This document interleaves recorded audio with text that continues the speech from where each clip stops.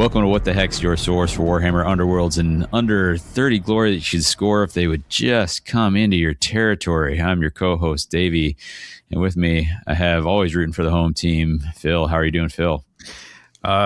Really hoping that can find some way to get one more win. Yeah. For your context, we're recording on, this would be a Tuesday, the 6th of January. We have no new news about Underworld since you last heard from us, but it's kind of in that end of the year time frame. So I'm kind of fingers crossed for a new release. I think we're due. I don't know. What do you think? Yeah, I mean, it would be nice. I think while we did get a really big drop of stuff, it was not any new warbands. So if we like those revamps, right? So it's like if we could get something brand new, I think that would be pretty cool, and maybe pair that with a new deck. Yeah, it's always exciting to get the brand new models from Underworlds. Not everyone is a knocked out of the park sort of thing, but just their highs are extremely high. So yeah, for sure. If you had to take a wild guess, what do you think we might see? We haven't seen any Stormcast in a while. That's actually a good point. I'd be really sad if that was the case, but I wouldn't be surprised. I actually think we need another Death Warband because we haven't gotten one at all this edition for brand new. Is that everything's just been correct? Yeah, revamps. Oh boy. So yeah, If I had to piggyback on that, I would go. I think it'd be cool to have like Ossiarch, and you guys kind of mentioned in the last episode Ossiarch, but get weird with it, like Brian was talking about. So they kind of did that with one of the Warcry warbands. There was like they had like kind of critters constructed out of it, but for sure. But if I had to go Stormcast, I think it might be cool to see a prosecutor, some speed, like you could split the roles, have a slow tanky guy and a winged guy and all that sort of thing. I don't know. It would be sweet. Those models are awesome. Yeah, I concur. They'd probably be pretty big and dry. It'd be fun to have the excuse to paint it. Anyway, that is speculation on speculation on speculation. So what we are going to get to is less speculative, although there might be a little bit of that. And our main topic is going to be hunting grounds. And this is kind of an idea you had as a deck that not a lot of folks are talking about. And we'll kind of discuss whether that's for good reason or not. And some of our experiences with it. And some of our thoughts on it, about what role it has, pros and cons, and all that sort of thing. So, we'll get into that in a little bit. Before we do, we have our usual segments, community shout out. And I'm going to, I'm not even going to pretend. I actually used what I think is an excellent resource, and that is Fish Mode's, his community roundup. He does a monthly one. And I don't use it as often as I could or should, but I love how much is in there. So he reminded me of one outlet that I hadn't looked at in a while, and mostly because it is in a different language. But we know that there are plenty of Spanish language fans out there. So just wanted to give a tip of the hat to Critico y Culo's Spanish language meta assessment. They've got a video out about that. I've been working a little on my Spanish myself, so actually it'd be interesting to see how much of that I can absorb. Yeah. When I was first getting into Warhammer, I was actually living in Germany, and I did like read some boxes and stuff and be like, how much of this can I actually understand? And it was like a few words here and there. So gave me some new vocab for sure. Yeah. Oh, it's they talk about having something that you're interested in as a way to kind of like dive into another language or really kind of reinforce it. Read a book or something like that. So that's a spin on that. And then another one that he shouts out there is an article called "Why I'm Really into Underworlds Right Now," and that's on the Magma Hold. And I have skimmed it, and I'm going to come back to it because it seems like the perfect thing to like look at if you're looking to kind of fire up your excitement. And I could use a little of that. Had a little bit of a doldrums over the winter break here, but we're about to get our league kicked off, and we're going to come rolling into that. Man, I'm so ready.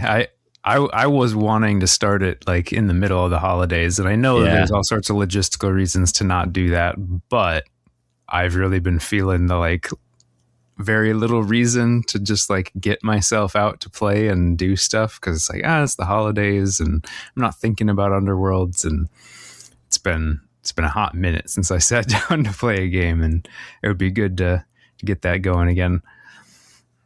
Yeah, I agree. Emmett, I just asked him if he's in for this Thursday. He said, yeah. And I asked him what he wants to bring, and he told me, and I'll just say that you'll enjoy it. So good. Good to hear. Got to work out a pairing for him though. But yeah, what do you say we get onto these hunting grounds? Yeah, let's do it. Okay. As listeners will know, unless they have only just dropped in on our podcast here on our 188th episode, apparently, I have been running some hunting grounds. I took it to Worlds on extremely short kind of snap impulse decision choice. It was paired with Emberstone Sentinels for me. Yeah. But folks might not know, have you got any experience with hunting grounds other than playing against what I brought? Yeah, I have played with it just a little bit, and I used it with Hrothgorn. The thought was, because this was when we first got it and we were just wanting to test it out, and the thought was like, well, with the trap, you can kind of like really double down on like, I'm just going to make my territory really dangerous for my opponent, and then try and use my ranged attack to like say, if you don't want to come to me, I'll just shoot you from my territory, and then you just have to deal with that. But there's some problems with that strategy. Hrothgorn needs to kill someone in melee to be able to get inspired, so there's like sort of counter synergy thing going on. But I liked a lot of the tools that the deck had. It seemed really interesting. I felt like maybe the pairing was wrong, but I like the concept. But now that we've seen it a little bit more, it's left a few questions for me. There's still a few things that I want to try with it, but I've been, there was so much that came out. It was hard to be like, yes, I'm going to go play hunting grounds when I've got, 21 different other things to try out. Yeah. Did so many different warbands, and even kind of right in there is when the plot lock came off, which kind of opened up all these different pairings that you weren't able to explore before. So, yeah. So you were talking about wanting to scope it a little more, so I think we're going to do that. I think a good refresher here is to just kind of run down some bits and pieces on the deck. I will say that like all of the Rivals decks in second edition, obviously it's capped at 16 glory. Yep. It's got its 6 1 glory surges. It's got a 3 glory end phase, which we'll come back around to. It's got 2 glory end phases, and then the rest are single glory end phases. And the upgrade deck is got a total value of 12, so not super pricey, but not super cheap either. Yep. And it's got it's got quite a spread of ploys in there. So yeah. And I don't know if I mentioned there is no plot card, so that's less important than it used to be, but still worth knowing. So. Yeah, no extra rules to know just right off the top.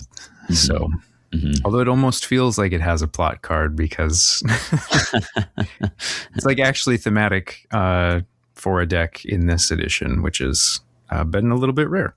Yeah, I agree. Well, if you were to describe some pros for this deck, what kind of grabs your attention on it? You talked about it having some strong things, but what overall do you feel like is something that makes it attractive to you? Yeah, so I think barring, and obviously we'll discuss this, barring the idea that like some of these objectives, if your opponent really wants to, they can just guarantee that they don't score. I think some of these objectives are actually quite strong. Mm-hmm. And like you mentioned, we've got a 3 glory end phase. That's pretty rare. And as 3 glory end phases go, it's really not that hard. Mm-hmm. You do have to build around it a little bit. And I guess we could just say this pinned, you have to drive an enemy fighter into an edge hex in friendly territory. Yeah. You know, there's some awkward stuff with the wording there, and that it specifically says driven back. Mm-hmm. So it can't just be a push, which also means that grapple doesn't work. Mm-hmm. So it means that if somebody's running Raging Slayers and you're using the push because they have that, then you can't trigger it off of that, you know? Yeah. You have to have the very, very specific. So not that getting drive back is like super hard, but it is just something where you have to like be conscious of that fact and work around it. You know, another one that is fairly interesting is lead by example. This is just your leader in friendly territory has to have attacked 2 or more times in a battle round for 2 glory in an end phase. And so like there are certain warbands where that's going to be pretty difficult. And then there are other warbands where that's pretty trivial. And I think you'll start to find as you look through these objectives that there's a lot of that where certain parts of the deck score seemingly extremely easily for certain warbands, and others it would be like that's basically impossible. And so I think the sort of first step of figuring out whether you like this deck or not is what warband are you going to play with it. You know, some of the surges I think especially are like really simple for some warbands, which is nice, but it's not like pillage where you can be like, well, these surges are good for everybody. Yeah, I think if we like really boil it down to like just a pro right there, I think any deck that's offering like achievable multi-glory end phase objectives, that's a strength for it, right? Certainly that's not a strength that what Blazing Assault has. Blazing Assault is strong for other reasons, but Blazing Assault doesn't present you with what we generally would consider. I mean, it has just the one multi-glory objective, and it's generally not that achievable.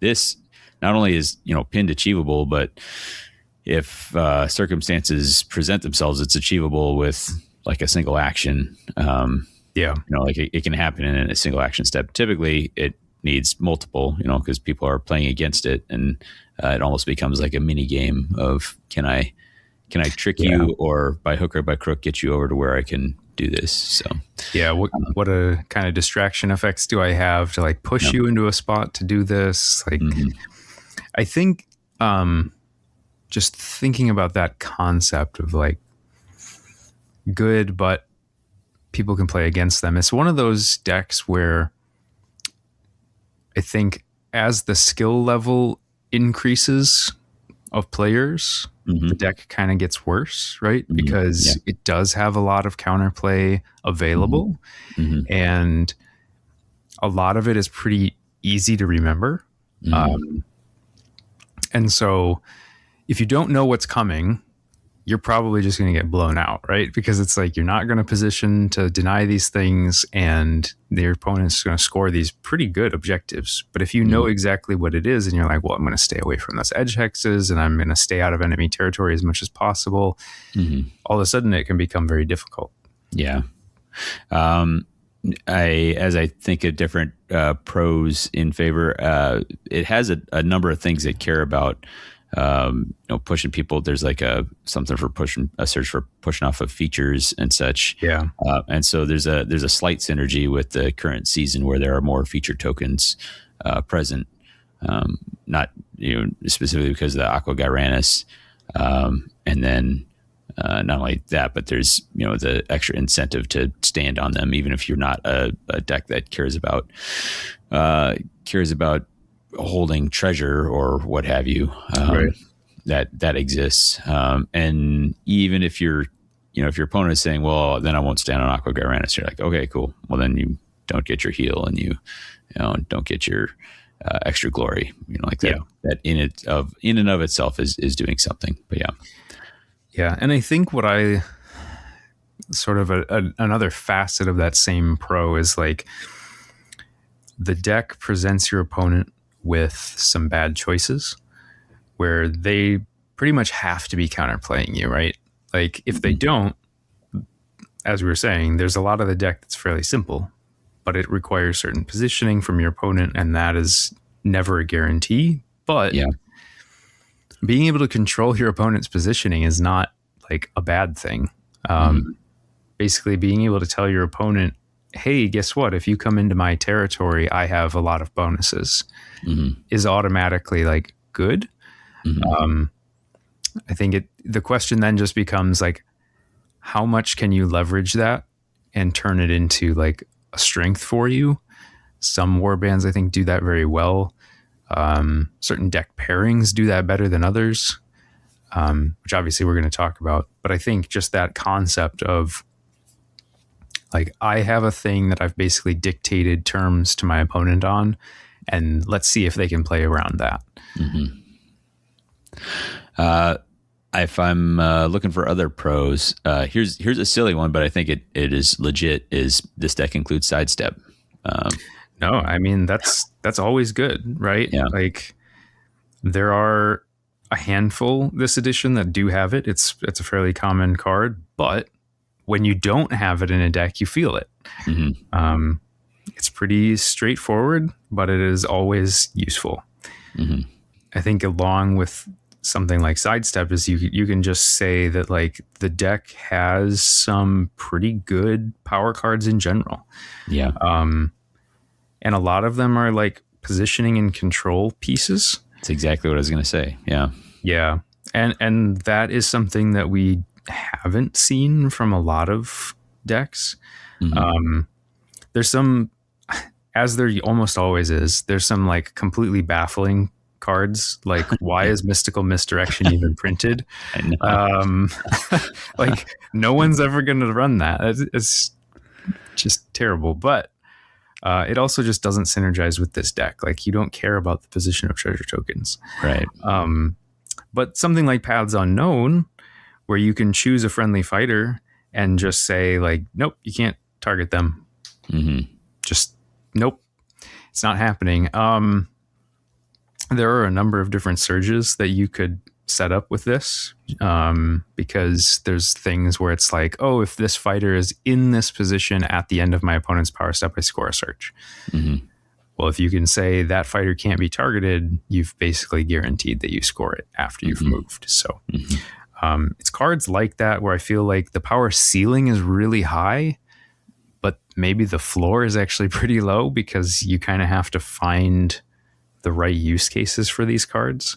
Yeah, I will say that is 100% my experience with it. Was sometimes I would have one of these cards in hand and be like, I'm about to play this and this is just going to be backbreaking. Like, this is going to blow the game wide open for me. And other times I'd be like, well, I'm hanging on to, I don't know, like hidden snares,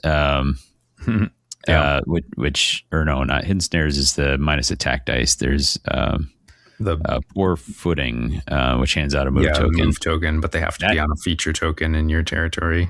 Yeah, they have to be within one hex, which is a lot. But sometimes you're like, either because of circumstance or because of good planning on your opponent, you're like, this card is actually super dead right now, and it presents these tough challenges of like, if I can get a game state where I can trigger this card, it is huge, and if I don't, then it just continues to take up hand space. So yeah.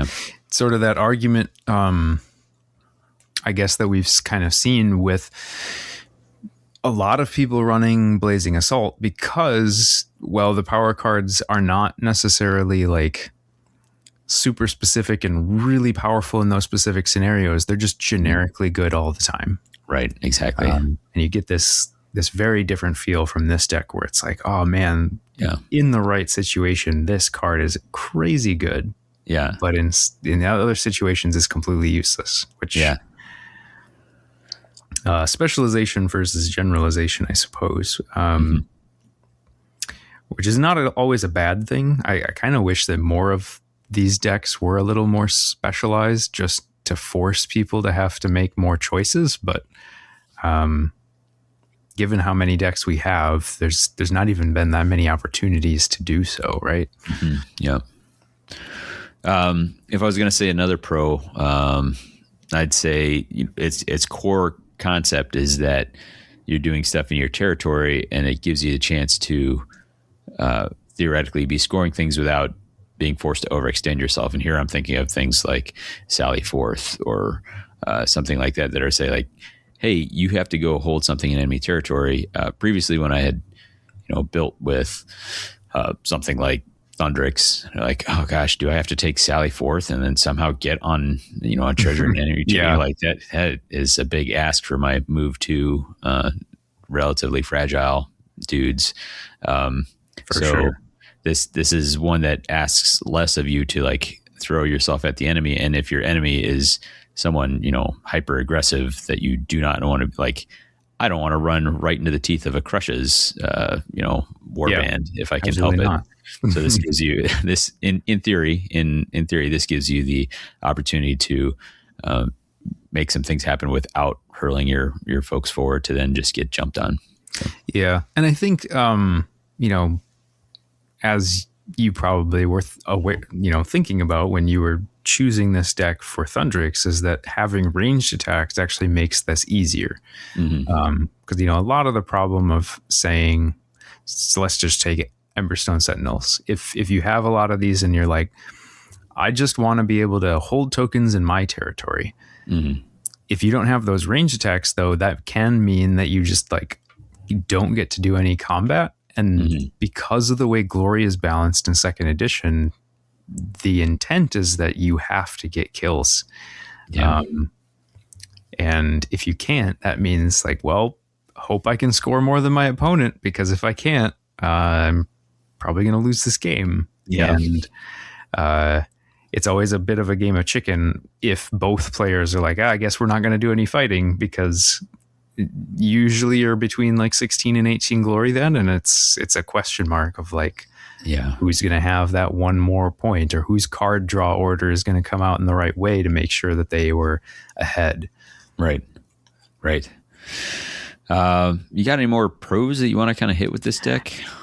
Similar to the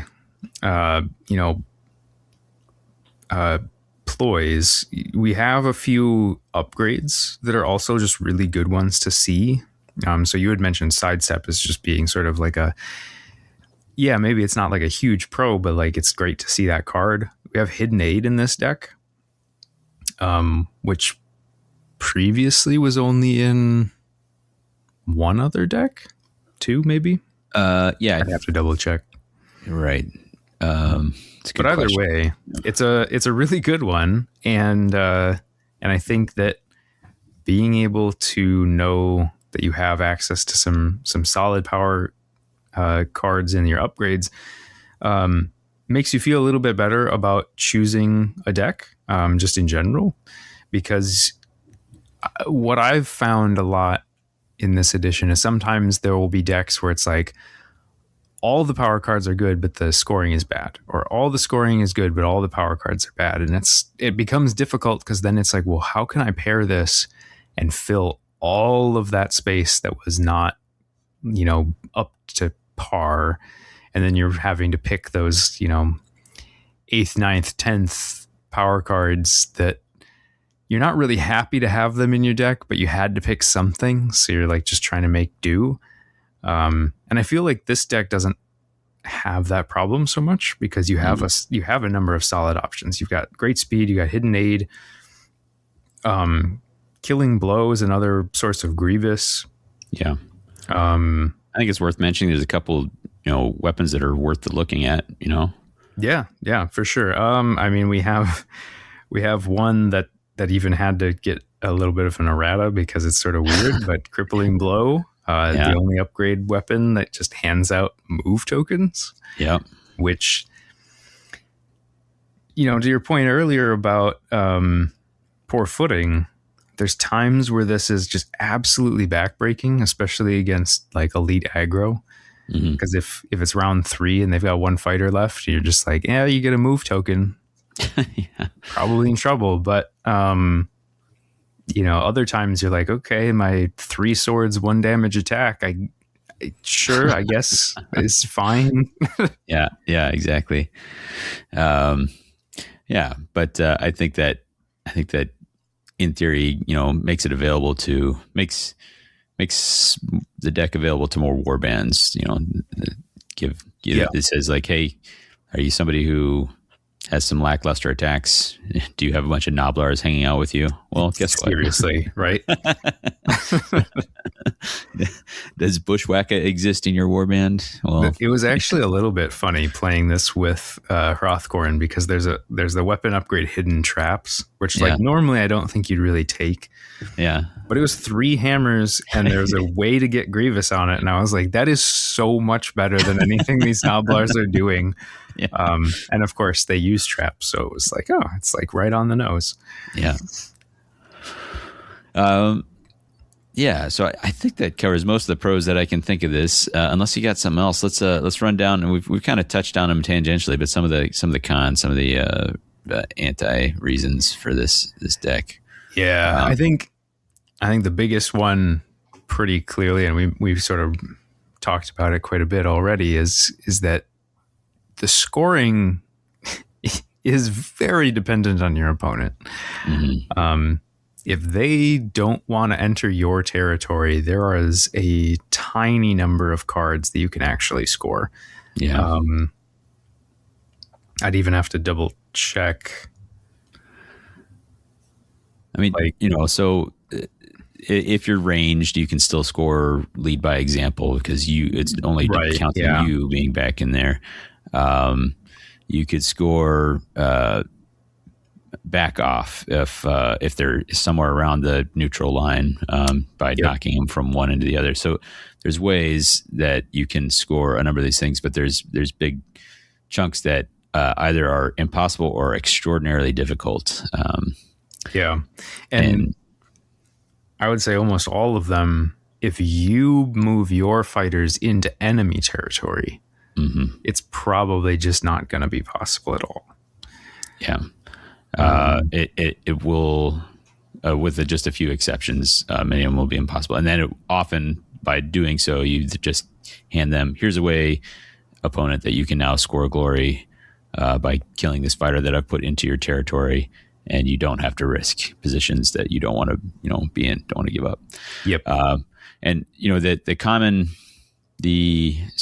common knowledge is, just don't go into enemy territory if they're running hunting grounds. Obviously that's not available. Some people just have to, like they, depending on what the other half of your deck is, they may just need to, otherwise you'll outscore.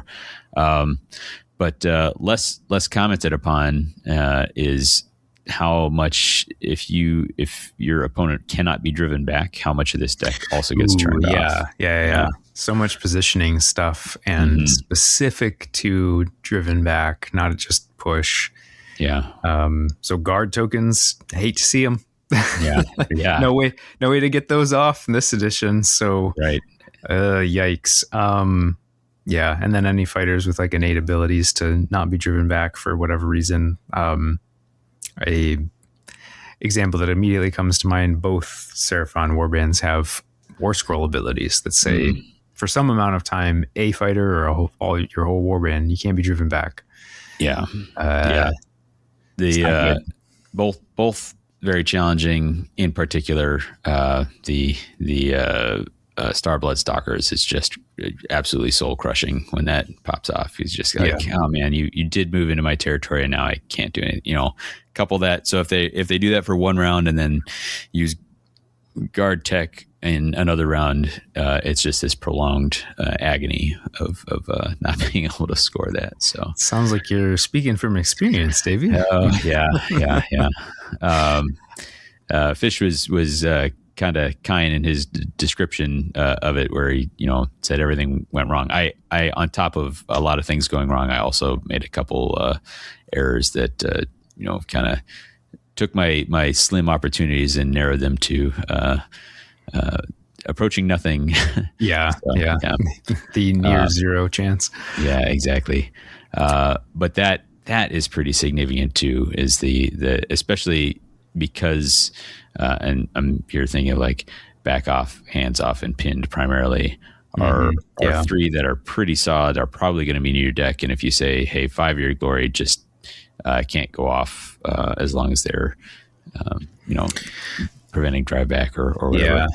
Yeah. And I mean, we've got Elethane, which thankfully it's been fixed now to not always be able to be stand fast, but yeah, any amount of stand fast makes that hard. There's multiple upgrades that just say like in a certain state, this fighter can't be driven back. Yeah, that's a good shout. That makes it tough. Thinking about another con and one that we haven't mentioned yet either. What do you do when you roll up against somebody else who's playing this deck? So you are now both in the situation where one of us needs to be in friendly territory to score half our deck.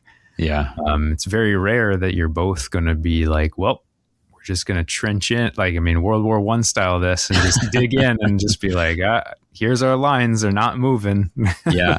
It kind of calls to mind, some earlier, some of the games in earlier first edition where it would be, there was a lot of attempting to build decks that would score without having to advance, basically saying you have to come to me. Like that was a real big push. And there's some notorious examples of that are, Cataphrane Relics and Tomes builds. And I think also in there, you might include some of the Magic builds, especially with Curse Breakers that just like, I'm going to stand on my back line and shoot spells into the air, Yeah. And often in those matchups, especially if you had like one against the other, but even not in those most extreme examples, you would have to do a calculation like, okay, I think that I can score, let's say 9 glory if I see the cards that I need, and I think they have 7 glory. So I think if I stay back and they stay back, well then I will win by 2 glory. And I'll aggressively cycle to see the cards that I need. If they start coming at me, then I'll adjust. But you mentioned like, well, what if both are running hunting grounds? But that scenario is actually even more likely to pop up even outside of a hunting grounds mirror. You got to do that math. And here's one of the biggest cons, and it kind of goes hand in hand with what you were talking about, how deniable they are, is that if somebody, so for instance, I'm running Emberstone Hunting Grounds. If somebody else is running Emberstone Countdown to Cataclysm, or Pillage even, but then what they're saying is like, I'm going to, just by staying in my territory, I'm going to deny your hunting grounds. We'll assume that our Emberstone Sentinels is a relative mirror of each other. We're going to score, about the same amount if we both hang back. But because we'll each score our Emberstone Sentinels half, you won't score your hunting grounds half. I will score my, whatever it is. It does, and it doesn't need to be a lot. It could be just a couple glory, and all of a sudden they've got the passive advantage. And there just isn't an answer for that here. No. Yeah, it's that idea of like, and to your point, we talked about it from first edition a lot, where it was like you having to find out who's the beatdown. Like, who's going to be forced to be the aggro player, because there is always someone who needs to be, whether they know it or not. And they might realize it too late, and then they will probably lose that game. Yeah. But sometimes I actually like that mental exercise and like trying to do the chicken thing. But I think it only really works out if you're playing a best 2 out of 3. Where that first game it's actually okay to just figure out like, am I able to be the passive player, or do I have to be the aggressor? You find that out in round 1, and then you're like, okay, game on, let's figure it out now, win round 2, and then go to 3 and see if we can make a game of this. And interestingly, there's some pairings and builds where the beatdown or not beat, who's the beatdown is maybe not apparent until those opening hands are drawn. Like, okay, if in my opening hand I have X, then let's give the countdown example, like if somebody has felt that they had to get pushed into wreckers, for instance, then if wreckers pops up early, that's a huge benefit for them. Like, okay, like I can splash that damage out early enough. I've got my 2 glory off of that, and all of a sudden that increases my chance that I've forced the other person to be the beatdown. Now I've done what I need to do to get extra 2 glory out of my deck. Right. Those I agree that like that's often some of the most interesting pieces, figuring out who's going to have to push, and did that change at some point part of the way through because of how cards or dice landed. Yeah. And I think that some of that discussion actually changes a decent amount based on which warband you're using as well, not just which deck you're using. Mm-hmm. So unless you have other cons to talk about, I wonder if we could transition to talking about certain pairings. Yeah, the only other piece I wanted to continue to elaborate on this idea of, hey, because your scoring can be turned off because certain pairings can just outscore you statically.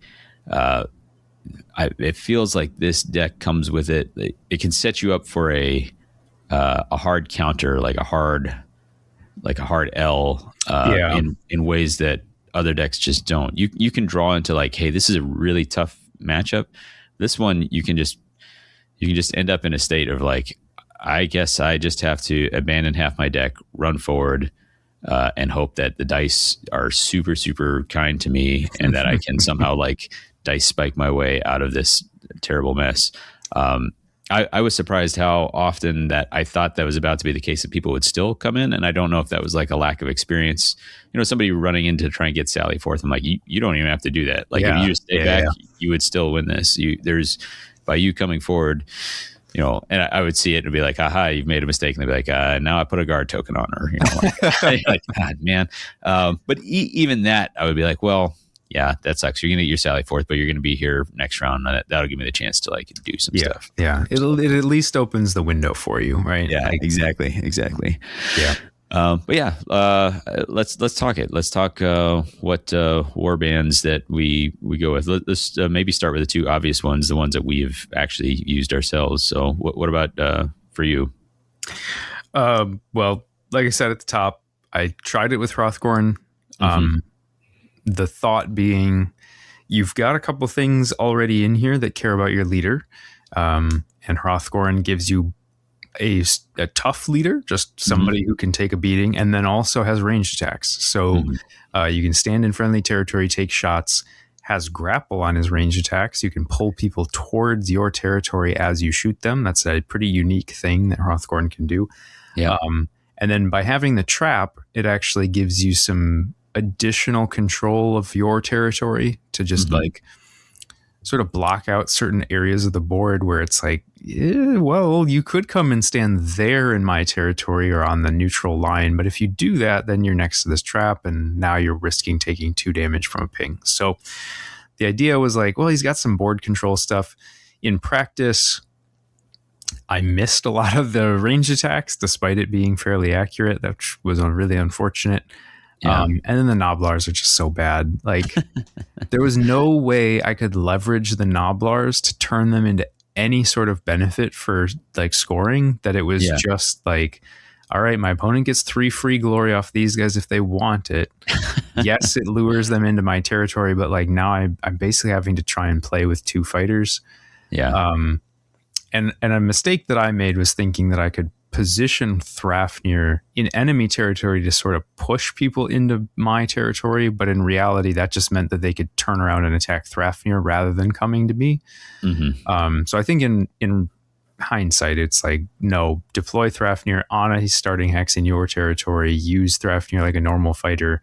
The aggressive deployment thing is really just for when you're trying to be aggressive and like do assassination runs. Sure. If there's someone you really have to threaten, like a warden or a Dantalos. Yeah, exactly. Be right there and then lose the roll off and get you're killed in the first activation. That it feels real good. Who would that ever happen to? So what was your thought with Thundrix? Well, I they have a number of things going for them there, which is the accurate attacks, ranged attacks. If you have stuff that wants you to drive back, you better not accidentally kill somebody. So if ideal for pinned is, hey, I can throw a 4 hammer 1 damage attack at you, or a 2 hammer cleave Right. 1 damage attack at you at range. You have a boss with ranged attacks, which are great for setting up the lead by example, and then they've got an in-faction push on their war scroll where they can, so even if you are in the wrong territory, you can pull yourself back into the territory that you want to be. So all kinds of things that are good there, that are in favor of it, generating extra attacks, all things that feel like they should make it work about as well as any warband could. As I talked about on previous episodes, there were some serious issues with it where, again, you're just not fast enough if somebody can outscore you. Like we talked about the hard counters on that end, and then also when you're on 1 defense, 3 health, some of the hyper aggressive warbands could just kind of delete you so fast that it'd be a problem. But I will say that even in some of those that I really struggled against, I really did greatly enjoy the games against the invading warbands that I faced in here. I'm thinking of like the Heralds of Kurnoth that were coming at me, Mollog, the Gnarl Spirit Pack, even the Wormspad game. Although I didn't win any of the games in that match, there was one that I kind of put a scare on him, and it was just that felt like, hey, this is probably how the deck was supposed to be designed, or how they pictured it functioning, is somebody is having to come to you anyway. And now the counterplay is not just, hey, I'm just not going to come at you. It is, I'm going to try and, I'm going to try and kill you. I'm going to try and attack your fighters and do all this sort of stuff. And then, but I have this extra pressure of like, don't get near the edges. Don't accidentally get on a feature token. Yeah. Don't hang out near neutral, to trigger these different things. So, I think there is, of the warbands out there, I think, Thundrick have to be at the top of the pile of warbands best able to leverage hunting grounds. Makes sense. Yeah. What else have you seen or considered, would you say? Well, to be fair, I actually haven't seen anyone else play this deck, which is part of why I wanted to talk about it, because I feel like it's being maybe slept on, maybe correctly, but either way, it's like if there's a deck out there no one's using, there's probably something that we're missing. Mm-hmm. I think Brian's talked about this a number of times, thinking in theory anyway, Starblood seemed like a good pairing. They have multiple ranged fighters. They already have a built-in benefit for being in friendly territory with the skinks. Mm-hmm. So you're getting to double down on that. Mm-hmm. They are likely going to want to stand on tokens and stay in friendly territory if possible because of the way their Inspire works. And then their leader is fairly defensive and has a really accurate ranged attack. So similar to how you're saying with Thundrick, where you can use some of that stuff to set up lead by example, they have the same benefit. Their ability to choose to not be driven back and getting extra speed can be pretty important for positioning purposes. Mm-hmm. And then they've got really good defensive stats. So like if somebody does come to them, and they've managed to get inspired, I guess I should say, they have a decent chance of surviving that attack. And then they can try and take advantage of fighters who are now in their territory. So yeah, it makes sense. Sticking in that Grand Alliance, I think the designers, presuming by how they constructed the box, imagine that Kurnoth Heralds are a good fit, and it's not totally inaccurate. Having a range 2 fighter, a range 3 fighter, having a native benefit for being in your home territory, having a reposition to bring you back into your home territory if you had to like lunge out and then come back to be able to set something up. Those are all things that that the deck enjoys seeing. And I have to say, something that it's just like didn't really feel that valuable to me on paper, but seeing it played, that ability for not being able to be flanked in friendly territory for Kurnoth's Heralds is super impactful. Yeah. So especially deadly synergy floating around. Yeah. So if they can leverage that and then also have some scoring for hanging out in their own territory, like I don't see it as a bad thing. And now, one thing that I do have a little bit of a bone to pick with the designers about is that, as we mentioned, there's all this drive back stuff. They gave all of these fighters these hooves attacks that have grapple. Grapple can't trigger scoring any of this stuff. Yeah. Like it's such a weird rule to put on that. Fix grapple so that it actually counts as drive back. Like, come on. Yeah. But anyway, no, I think that makes a lot of sense. And to your point, I do think it was kind of designed with them in mind, which makes sense since it came out in the same box.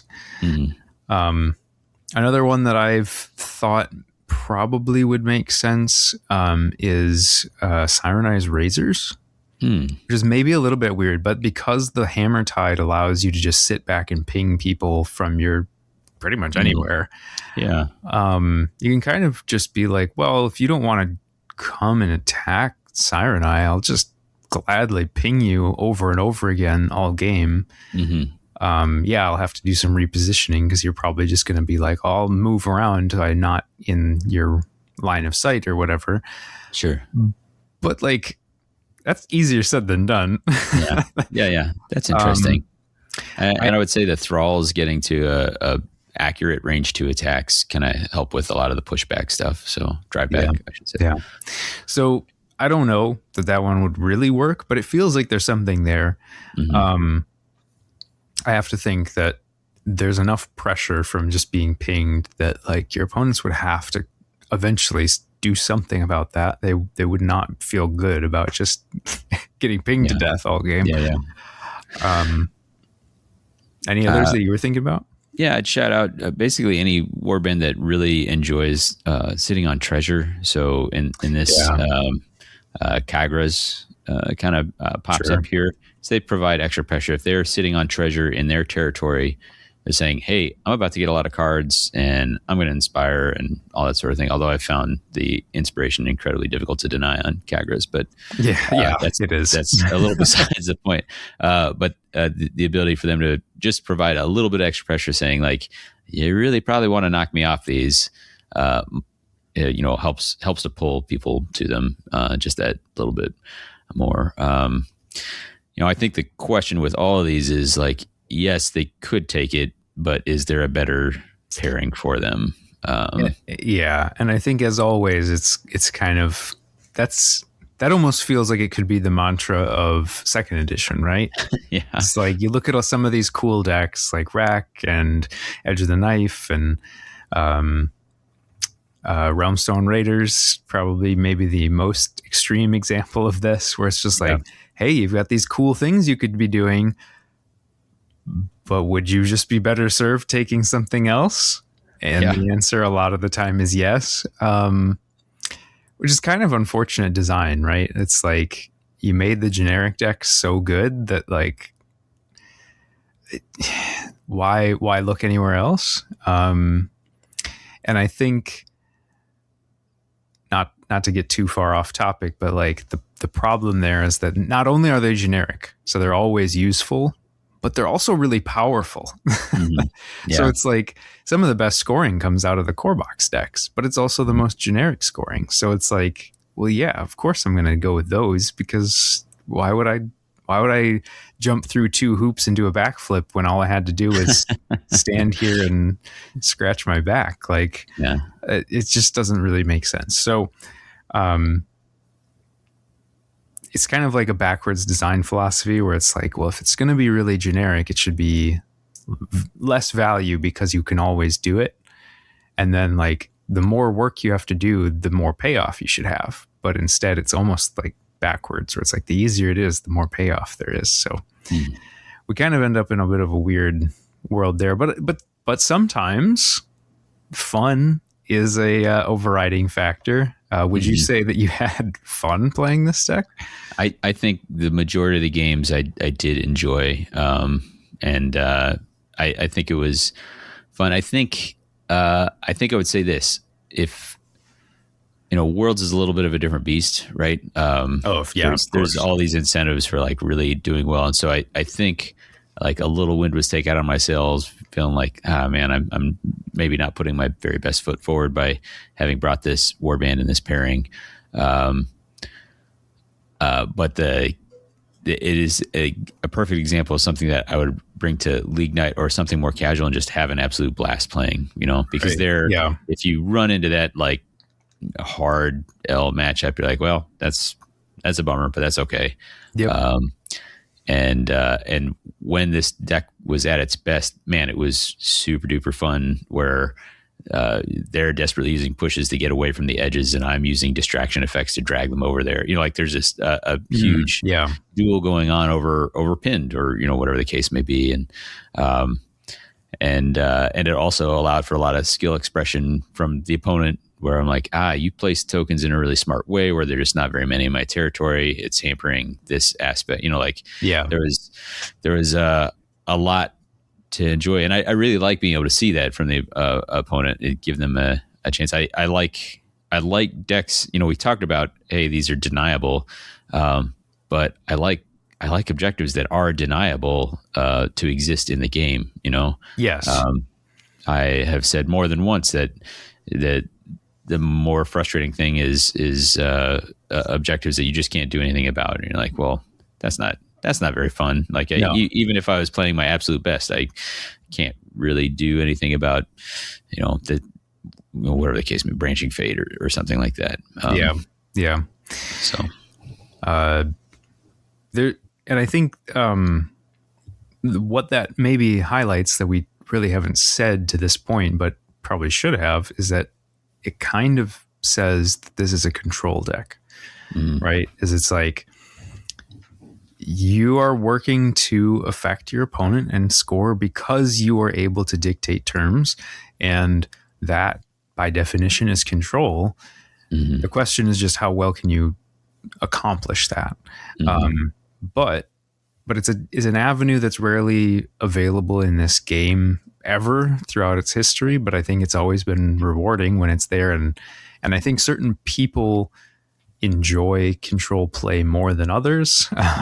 Anyone who's listened to this podcast before probably should know that Davy is a control enjoyer, somebody who finds a lot of value in cards that have that control aspect to them. So I think maybe what we could say then is, if you are someone who likes to have that ability to sort of control the game and play where, like, if you know you can outplay your opponent, you can probably win, this might be a good deck for you to try. Can't guarantee it's going to win you like a major tournament or anything, but I think you'll enjoy it. Yeah. I think there's no reason that you can't enjoy, what the interesting things that this deck brings. Like it's an interesting play style. It's a fun interaction with the objectives, and the power cards bring a lot of tricks that you either don't see or don't see very often elsewhere. And that's always pretty fun, especially if you've played a lot of different things or been playing a long time. So I think it's really a good point you make. Yeah. Any other warbands you'd like to shout, or could we get on to some deck pairings that we think are good? Let's talk some deck pairings. Yeah. Well, you had a deck pairing that you used at Worlds, and it was Emberstone. What was sort of the reasoning for thinking Emberstone makes sense here? I think there are a couple primary things there, and the most obvious is the scoring that Emberstone brings, specifically Supremacy here, which you can take because Hunting Grounds has no restricted, so there's no conflict there. That and Iron Grip, Iron Grasp. Iron Grasp for extra scoring, just basically pushing your ceiling up and trying to create extra pressure to have people come to you was part of it. I think Confusion is a pretty well. I just love that card. Period. Yeah, but always good. But it's pretty incredible for setting up some of those positional scores by surprising somebody, moving them to a spot that they thought was going to take a couple turns of drive backs to get them into in the first place. And you say, nope, you're there right now. And, all that sort of thing. So I think that's an argument in favor. And then it's got great power cards. For me specifically, having access to extra defense die was a sorely needed resource for Thundrick. So. And honestly, there's really never a warband that's going to feel bad about having extra defense dice. Right. Yeah. I mean, literally there's only a few that I haven't taken, someone like Thorns be like, well, it doesn't do me. I'm already on. I can't get any better from you than I already am. So, it's a rare warband that takes Emberstone, but also doesn't, want to take the extra defense die. Yep. What did you pair with again? So when I was playing it was actually Pure Rivals, which was a bit of a weird, that is weird experience, just because playing Rivals with this deck, you really feel the negatives of the deck really hard because you have no way to cover for those blemishes.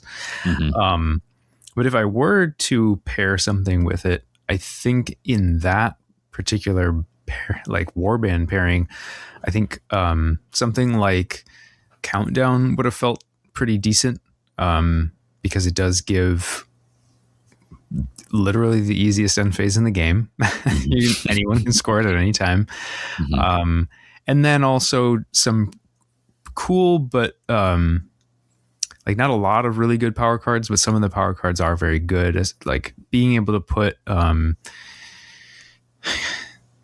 Utter Conviction is the name of the card, and the name is one that just doesn't stick in my head for some reason. It's like, yep, that's that card. But like Hrothgorn with 4 block defense is gross.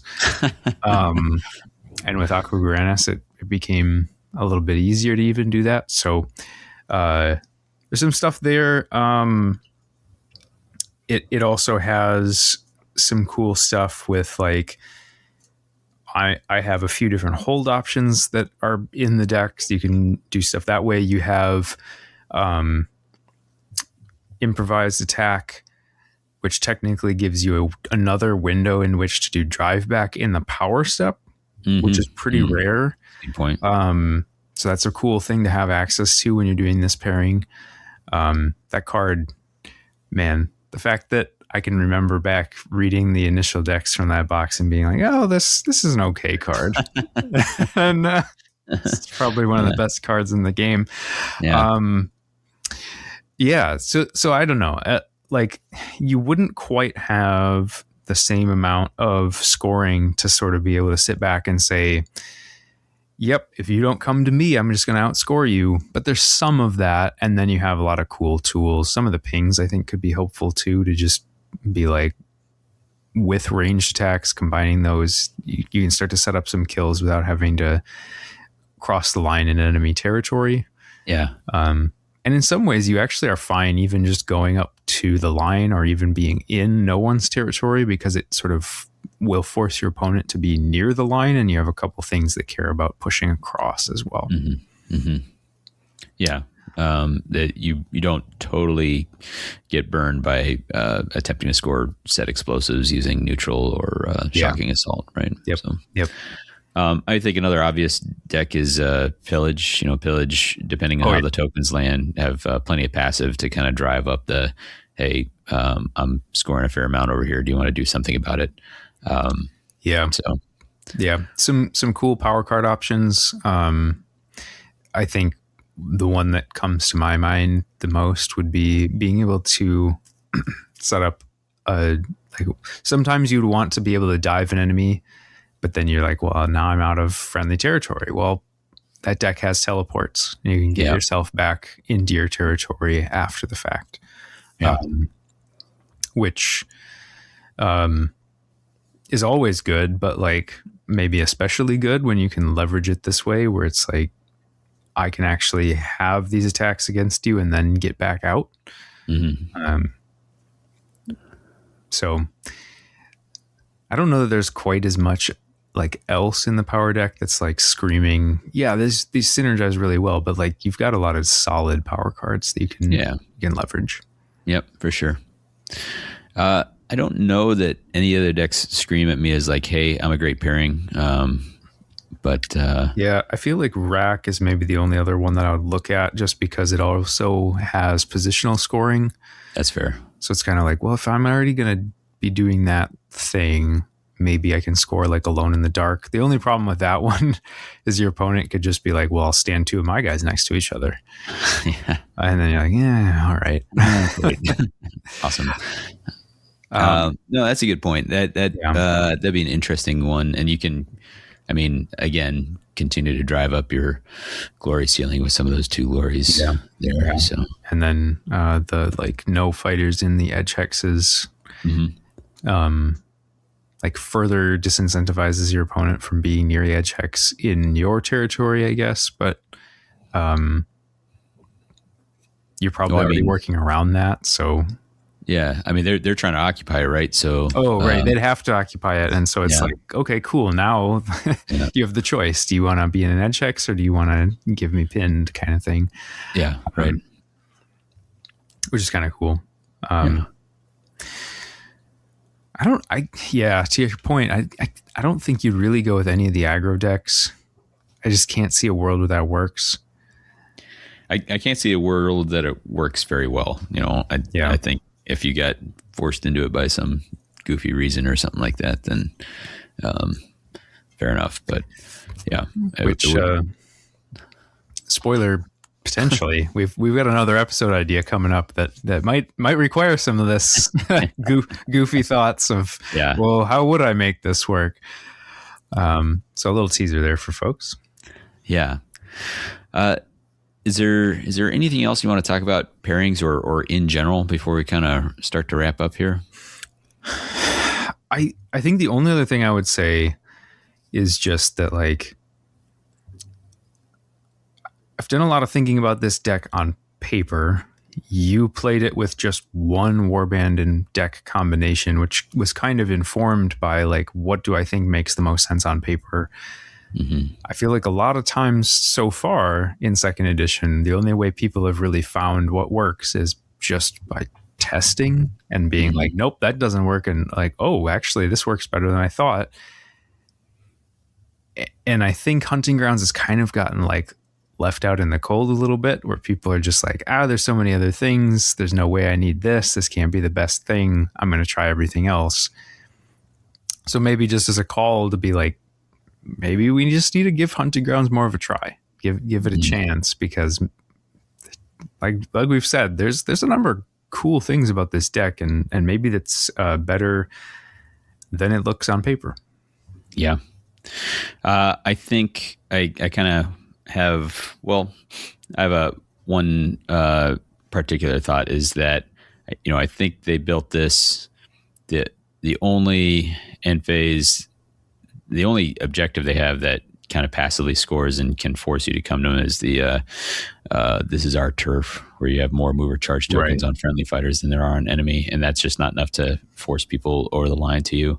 And so I think it's been talked about by us and others a lot, how that is, you know, kind of the overriding weakness. But I honestly, like, on balance, if they had to get it wrong one way or the other, that's probably the way they need to. Like, if they had accidentally made it too powerful, then it feels real bad to be like, hey, I'm just going to score crazy amounts of glory for not doing, you know, like, I will stand in my territory, score a ton of glory, and if you can't do anything about it, you lose. Yeah. The feel bad on that side of things would be real bad. So, if you were to make an adjustment to this deck in some way, can you think of anything that you would try? So the thing that I keep coming back to is similar to, there's two things, but the first one is similar to what you were just talking about, where like there's no like really strong passive incentive for being in friendly territory. It's more that like if your opponent does come to you, there's a lot of benefit that you then gain. Mm-hmm. If there could be like a plot card that gave you some sort of bonus for being in friendly territory that you got to have kind of regardless of the scoring, that could maybe be something where it's like, you know, maybe I get a reroll if I'm in friendly territory.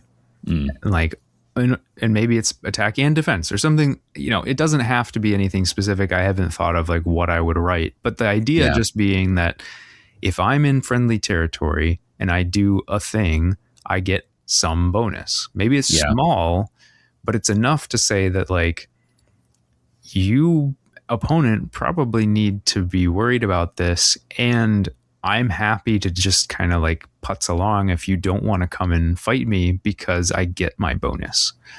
Yeah. You know, so I think I really like the idea of working at it from the plot card perspective. That doesn't change any of the cards. It doesn't make a feel bad. And I think we haven't seen, the only card erratas we've seen in second edition have been purely like mechanical, like, hey, this should have been a surge. It doesn't make sense if it's not a surge. No surge symbol.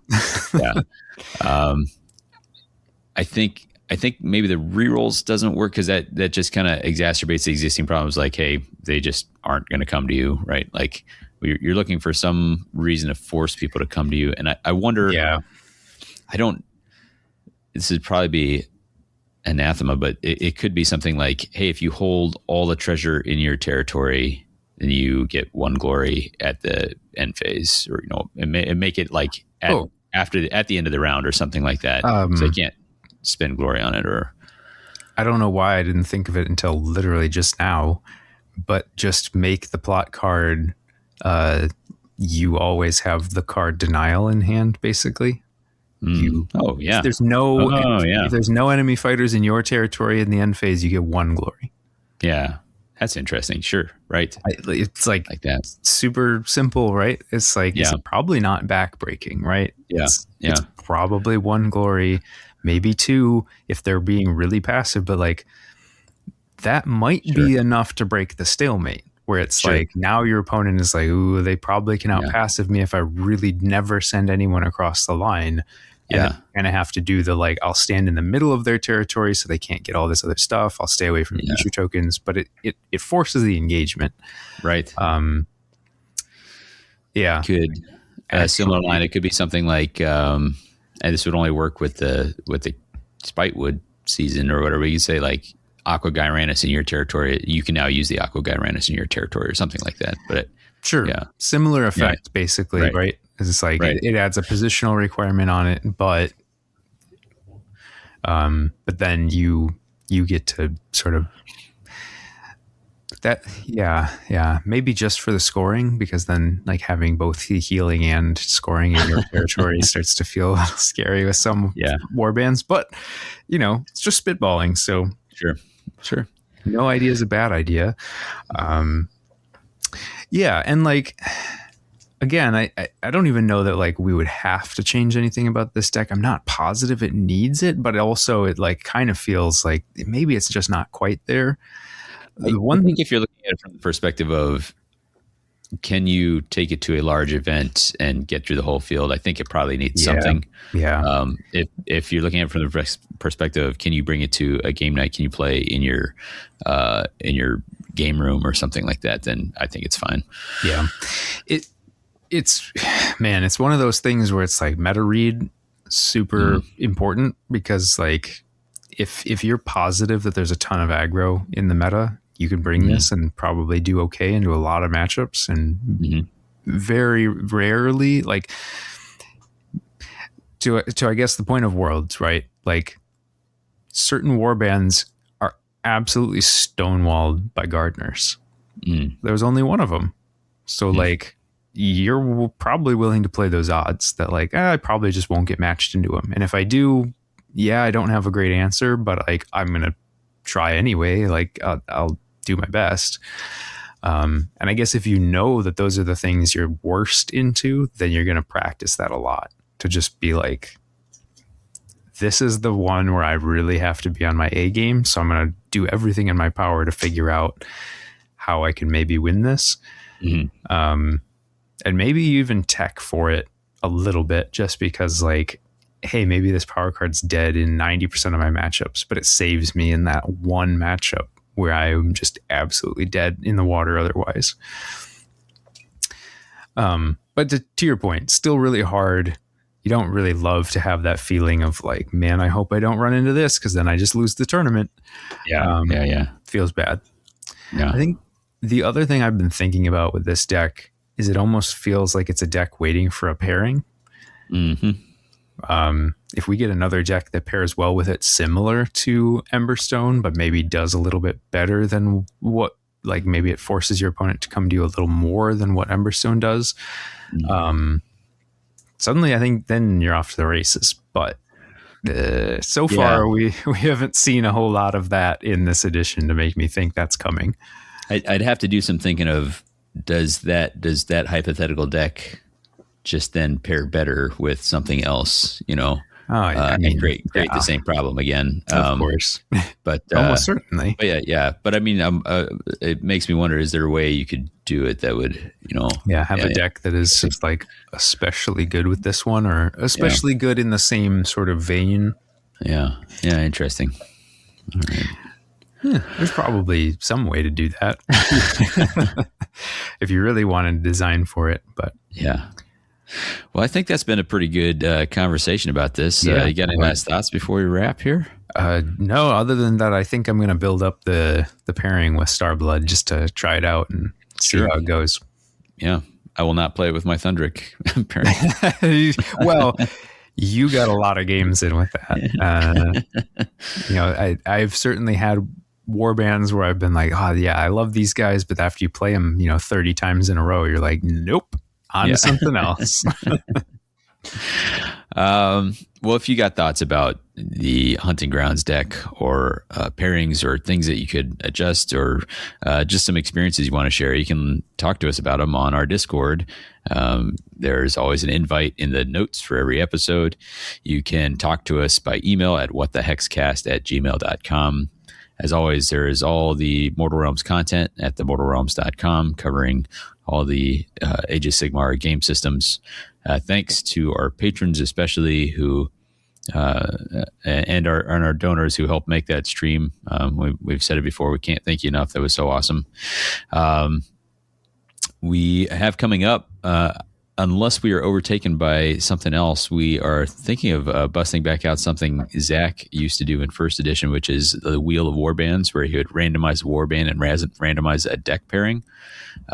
Back then it was, faction deck, and then like, what are you going to pair it with? But right. I think that's easily adaptable to second edition. So we might pick a unlucky couple of our crew to have to dice something up and then try it out. So Wheel of Warbands coming up sometime soon, hopefully. Should be fun. Yeah. Phil, I think by now you know all 32 of these cards inside and out, right? Oh, of course. And all their flavor text by memory. Yeah, exactly. I'll say this. I almost picked one of the few from this deck that we've already done. And I had a nagging thing in my brain saying, I think you've already done that, man. And I thankfully we keep a spreadsheet, so I was able to go confirm that indeed we do. So yep. I'm going to give you one that is unattributed quote. Warriors will fight with unrivaled passion to protect their lands from invaders. Man, that could be anything in this deck. Exactly. I will say one of the words in there is actually also in the title of the card. Keep them at bay? No, this is a power card, though. So you're in the right, and it's got the Heralds of Kurnoth pictured on it. I feel like I could even tell you the effect and you wouldn't know it. Probably not. Let's give that a try. In the next turn, friendly fighters' weapons have +1 attack dice while they are in friendly territory. Oh boy. It's a power card. Okay, it's a ploy. It's a ploy. Yeah. Is it deny invaders? There it is. It is Oh, Deny man. Invaders. That I card, was thinking about which one, because like I can remember the art better than I can remember some of the other stuff about Sure. these. I was like, okay, Yeah. which ones have Kurnoth on them? Which is actually a lot of them. Yeah. It's one of the few decks that they get to get featured on. So, Yeah. But your recommended listening for this episode is by the Drive-By Truckers, and it is called Home Field Advantage. And with that, for What the Hex, I've been Davy. And I've been Phil.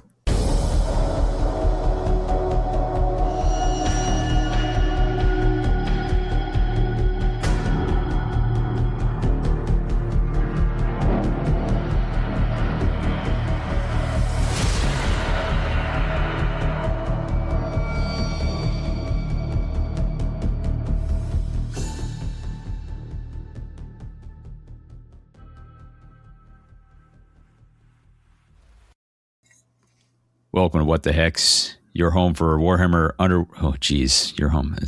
I might have not done this in a little while.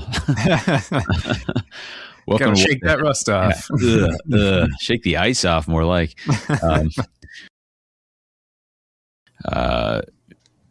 What am I thinking of? The one that you have to injure a bunch of people.